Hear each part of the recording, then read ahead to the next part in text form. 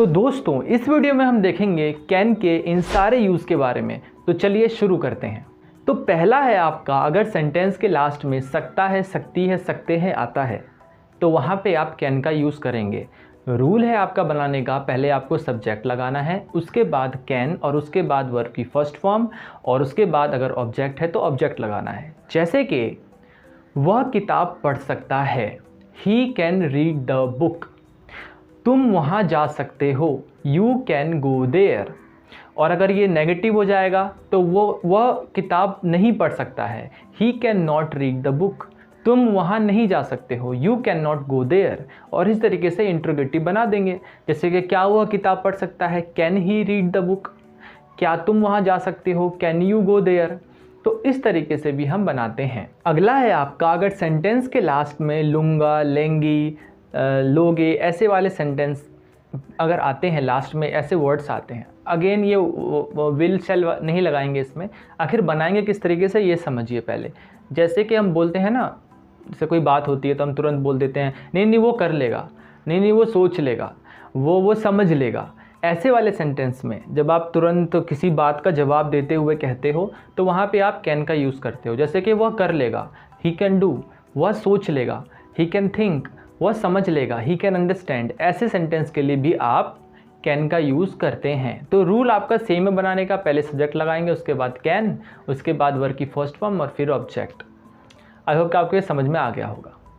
उसके बाद है, अगर कोई भी काम किया जा सकता है, जैसे कि उसे पढ़ाया जा सकता है, ठीक है, उसे सुलाया जा सकता है, उसे समझाया जा सकता है, तो इस तरीके से भी आप कैन का यूज़ करते हैं। लेकिन थोड़ा रूल चेंज हो जाएगा। आखिर क्या लगाएंगे यहाँ पे? तो कोई भी काम अगर किया जा सकता है तो उसके लिए आप कैन बी और वर्ब के साथ थर्ड फॉर्म का यूज़ करोगे।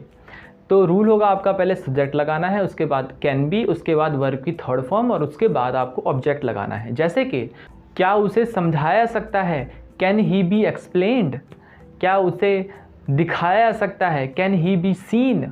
तो इस तरीके से भी हम बना सकते हैं। उसके बाद है आपका, कोई भी चीज़ बन सकने के लिए तो रूल क्या होगा, पहले सब्जेक्ट लगाना है, फिर कैन बी और फिर जो भी आपको बनना है। जैसे तुम डॉक्टर बन सकते हो या तुम डॉक्टर हो सकते हो, इस तरीके से भी आप कैन बी का यूज़ करते हैं। जैसे कि तुम डॉक्टर बन सकते हो तो you can be A doctor. वह शिक्षक बन सकता है, he can be a teacher. दूसरा है, एक डाउट के लिए भी यूज़ करते हैं। जैसे कि हमें डाउट होती है कि नहीं नहीं ये चीज़ वो हो सकती है, नहीं नहीं वो ये हो सकता है, तो इसके लिए भी हम कैन बी लगाते हैं। जैसे कि वो कपड़ा सफ़ेद हो सकता है, that cloth can be white. वह वहाँ हो सकता है, ही कैन बी देयर। वह मेहनती हो सकता है, ही कैन बी डिलीजेंट। तो इस तरीके से भी हम बनाते हैं। जब हमें डाउट होता है ना कि वो चीज़ वो हो सकता है तो आप कैन बी का यूज़ कर सकते हो। अब हम पास होने के लिए भी कैन का यूज़ करते हैं, लेकिन कैन हैव का यूज़ करते हैं। जैसे कि पहले आपको सब्जेक्ट लगाना है, फिर कैन हैव और फिर वो चीज़ जो आपके पास है वो लगानी है, मतलब ऑब्जेक्ट।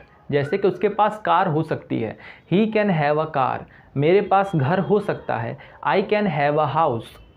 उसके पास एक किताब हो सकती है, he can have a book. इस तरीके से भी हम कैन का यूज़ करते हैं।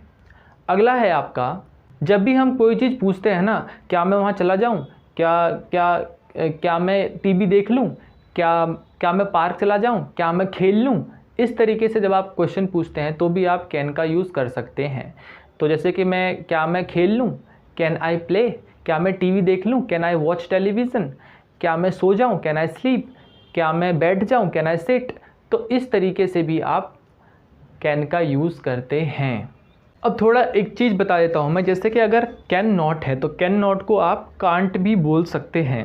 तो जैसे कैन नॉट है तो कैन नॉट को आप कांट भी बोल सकते हैं। जैसे कि क्या मैं जा नहीं सकता, कांट आई गो देयर। क्या मैं खा नहीं सकता, कांट आई ईट।